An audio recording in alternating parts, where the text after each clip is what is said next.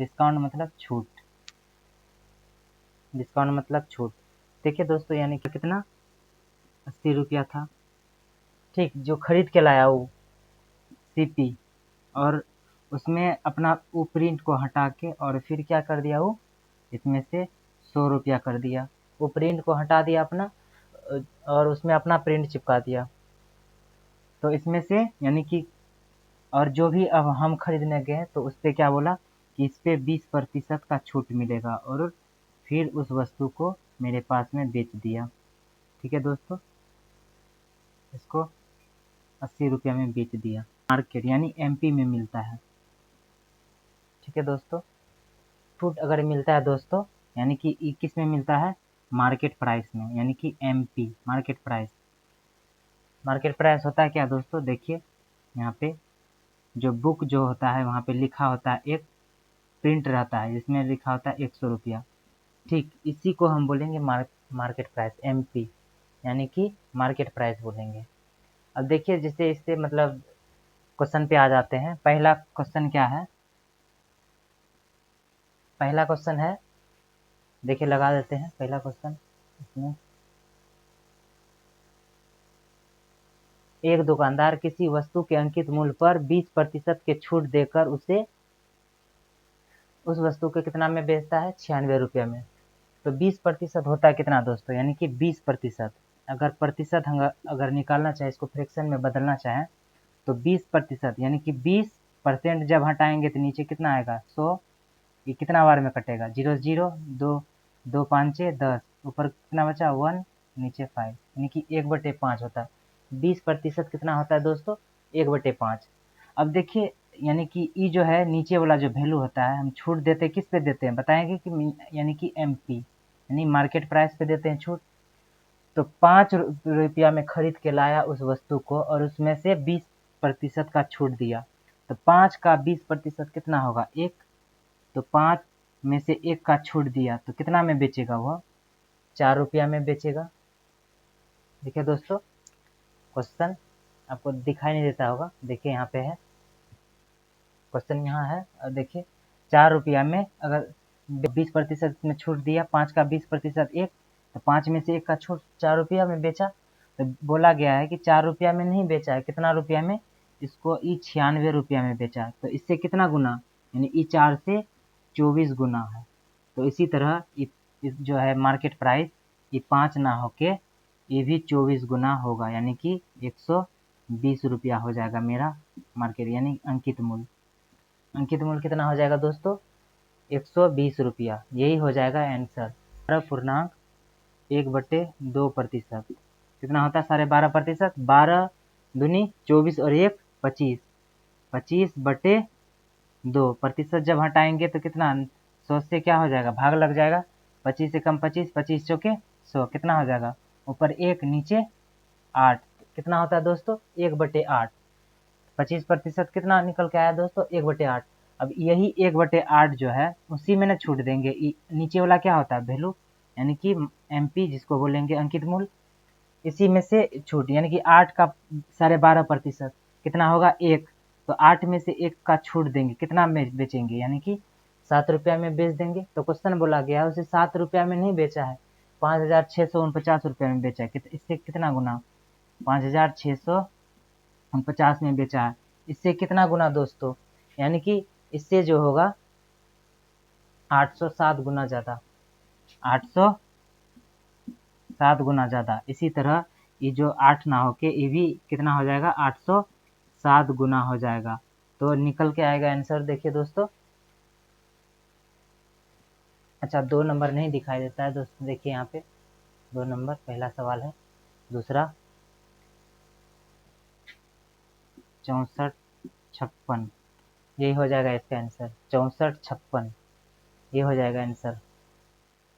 इसी तरह देखिए दोस्तों, अगला सवाल है, देखिए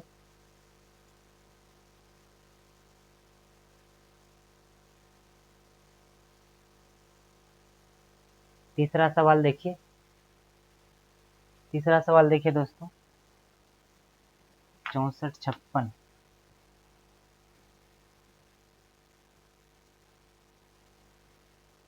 तीसरा सवाल देखिए दोस्तों, प्रतिशत जो निकल के आता है, प्रतिशत जब हटेगा तो नीचे कितना आएगा 20 बटे नीचे 100 से भाग देंगे। इसी तरह 10 है, जब परसेंट हटेगा तो कितना होगा 100 से भाग हो जाए, 0 से 0 कैंसिल, 0 से 0 कैंसिल।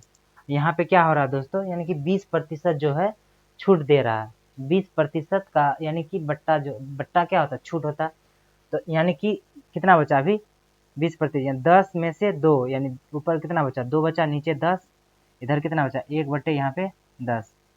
अब देखिए दोस्तों 10 में से 2 की छूट यानी कि कितना हो रहा है 8 बटे 10 लिख सकते हैं। ठीक है दोस्तों, उसी तरह यानी लाभ अर्जित होता है, यानी कि 10 में से 1 की लाभ कितना हो जाएगा, 10 में से 1 का लाभ होता है कितना हो जाएगा 11, 11 बटे 10। अब देखिए इसमें जो कटता है कटा दीजिए, नीचे वाला नीचे कट गया, ऊपर कितना बचा 8:11, यही हो जाएगा सीपी और एमपी यानी कि क्रय मूल्य और अंकित मूल्य का अनुपात, ये हो जाएगा दोस्तों।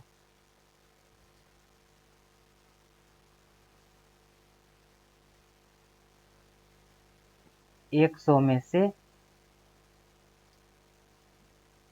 यानी कि डिस्काउंट, 100 में से डिस्काउंट प्रतिशत यानी सीपी होता है। ठीक है दोस्तों,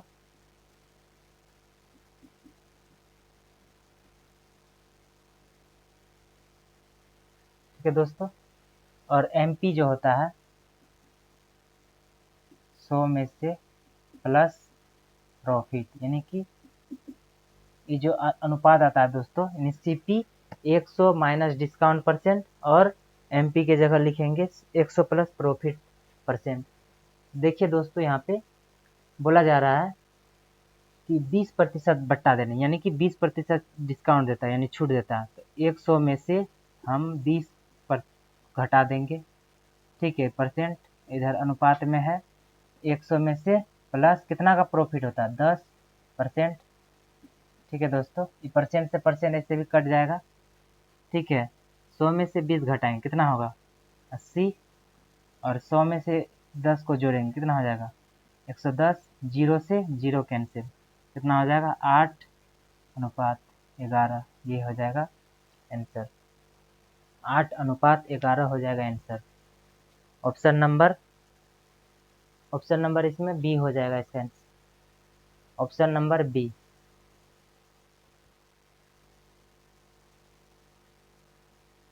इसी तरह चौथा सवाल है दोस्तों,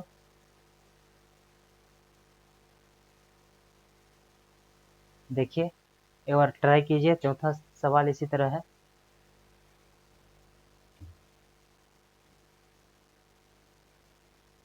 उसी तरह लिखेंगे, यानी कि एक तरफ लिखेंगे सीपी और एक तरफ लिखेंगे एमपी। सीपी के जगह लिखेंगे 100 में से माइनस डिस्काउंट, और एमपी की जगह लिखेंगे 100 प्लस प्रॉफिट।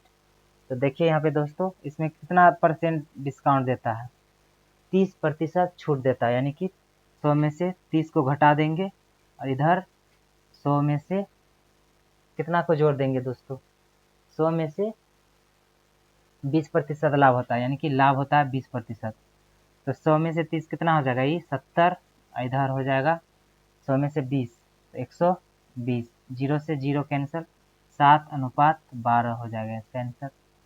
क्रय मूल्य और विक्रय मूल्य का अनुपात 7:12, इसका ऑप्शन बी, इसका ऑप्शन बी नंबर हो जाएगा इसका सही। उसी तरह अगला सवाल है दोस्तों, पांचवा नंबर। देखिए दोस्तों इसमें प्रॉब्लम यही होगा कि आप 100 में से 12.5% को घटाएंगे और इसमें जोड़ेंगे 100 में से प्लस 37.5%। तो इस तरह का अगर मतलब आ जाएगा पूर्णांक वाला सवाल, तो इसको सिंपल, इसको यानी दुकानदार 11.3/9, 11.1/9 है। देखिए दोस्तों 11.1/9, 11.1/9% छूट देता है और लाभ अर्जित करता है दोस्तों 33%, 33.1/2%। 11.1/9 कितना होता है दोस्तों 1/9, 11 नाम 99, 99 और 100, 100/9, परसेंट हटाएंगे तो नीचे 100 आएगा, 100 कट जाएगा 1/9, कितना निकल के आया 1/9 होता है। और ये अनुपात में है 33.1/2 कितना होता है 1/3 3। अब देखिए यहाँ पे छूट देता है, यानी कि 9 में से 1 का छूट कितना हुआ 8/9। ठीक है दोस्तों, 3 में से 1 का लाभ, 3 में से 1 का लाभ कितना होगा 4/3। कटा दीजिए इसमें, 4 एकम 4, 4 दूनी 8, 3 एकम 3, 3 तिया 9। तिरछा गुना कीजिए 2:3 हो जाएगा इसका आंसर 2:3। इसमें ऑप्शन नहीं दिया दोस्तों। अगला सवाल है दोस्तों, देखिए अगला सवाल 7वां।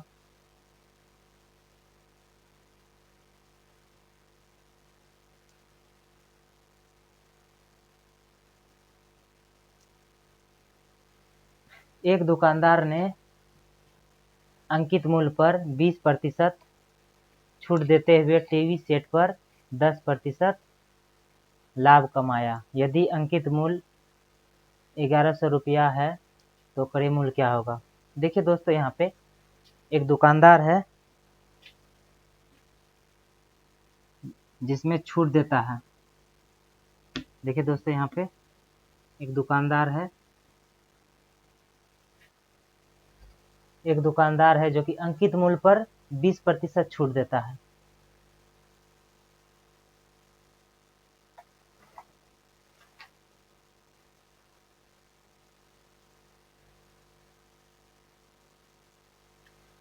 देखिए दोस्तों, यहाँ पे तो उसी तरह लिखेंगे। पहला अगर फ्रैक्शन में नहीं हो तो इसको हम सिंपल ऐसे 100 माइनस डिस्काउंट और इसमें से 100 प्लस प्रॉफिट परसेंट इसको लिख सकते हैं। अगर बटे में रहे, पूर्णांक में रहे तो इसको पूर्णांक तोड़ मतलब तोड़ के उसका फ्रैक्शन तोड़ के तब लिखते हैं। अगर फ्रैक्शन में नहीं दिया रहे तब फिर ये वाला ट्रिक काम करेगा दोस्तों। तो यहाँ पे कितना छूट देता है 20% छूट देता है, यानी कि 100 में से अगर हम 20 को घटा देंगे और इसमें लाभ कितना कमाता है 100 प्लस लाभ कितना अर्जित करता है 10%, 10। तो इसमें घटाएंगे कितना होगा 80, इधर निकल के आएगा 110। तो 0 से 0 कैंसिल। अब देखिए दोस्तों, यहाँ पे सीपी और एमपी का अनुपात निकल के आया। तो यहाँ क्या बोला अंकित मूल्य कितना था 1100 रुपया, यानी कि इसका अंकित मूल्य यानी मार्केट प्राइस 11 नहीं था, ही कितना था 1100, यानी कि इससे कितना गुना 100 गुना। तो इसी तरह ये जो है मेरा सीपी यानी कि क्रय मूल्य 8 ना होके इससे भी 100 गुना यानी कि 800 रुपया हुआ होगा। ठीक है दोस्तों, इसी तरह अगला सवाल है दोस्तों 8वां नंबर।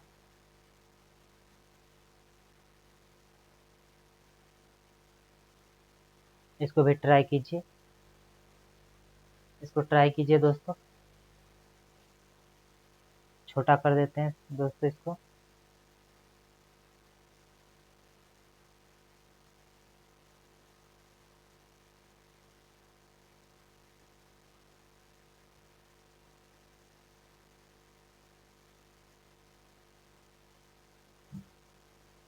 देखिए एक बार ट्राई कीजिए, ये भी उसी तरह है, बन जाएगा।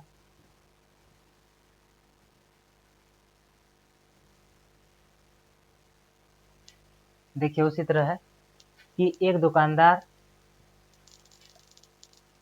अपने ग्राहक को 10% छूट देता है, फिर भी 20% लाभ कमाता है। एक तरफ लिखेंगे सीपी उसी तरह और एक तरफ लिखेंगे एमपी। सीपी यानी कि 100 प्लस 100 माइनस डिस्काउंट परसेंट और एमपी यानी कि 100 प्लस प्रॉफिट परसेंट। ठीक है दोस्तों, दोनों अनुपात में रहेगा। यानी कि छूट कितना देता है दोस्तों, यहाँ पे 10% छूट देता है, यानी कि 100 में से 10 माइनस और फिर लाभ कितना कमाता है दोस्तों 20%, यानी कि 100 प्लस 20 कितना हो जाएगा इधर दोस्तों 100 में से 10 गया कितना होगा 90, इधर 100 प्लस 20 120, 0 से 0 कैंसल और निकल के क्या आया। इसको 9 रुपया में नहीं खरीदा था, 450 में खरीदा गया था। इससे कितना गुना यानी कि 50 गुना ज़्यादा। इसी तरह ये 12 रुपया जो है इसका अंकित मूल्य कितना 12 नहीं होके ही इससे 50 गुना रहा होगा, यानी कि 600 रुपया रहा होगा उस टाइम। ये हो जाएगा आंसर।